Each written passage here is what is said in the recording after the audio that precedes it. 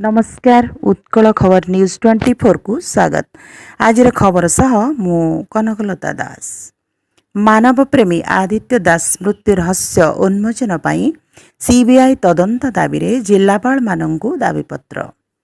भुवनेश्वर सुंदरपदा स्थित people's for वृद्धाश्रम अध्यक्ष तथा मानव प्रेमी आदित्य दास मृत्यु रहस्य अंधार भितर रही बेले प्रथमे जीआरपी थाना पुलिस तदंत आरंभ करथिबा बेले मृत्युर रहस्य उन्मोचन करिबारे विफल होइथिला।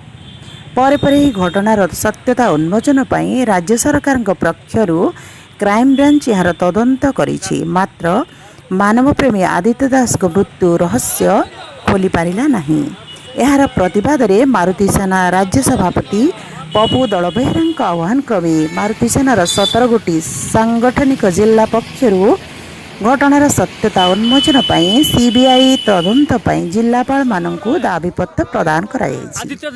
एही परिप्रेक्षी रे पुरी, खोर्धा, कटक, जगतसिंहपुर, केन्द्रापड़ा, गंजाम, भद्रक, केन्दुघर समेत 17 गोटी मारुति सेना जिला संगठन पक्षरु जिल्लापाल मानंकु सीबीआई तदंत पाई दाबीपत्र प्रदान कराଯାଇଛି।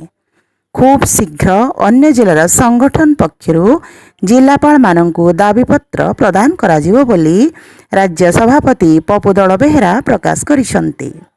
जदि दाबीपत्र आधार रे तदंत कर न जाए जिल्लापाल कार्यालय सम्मुख रे धारणा दियाजिवो बोली श्री दलबेहरा प्रकाश करिसंती।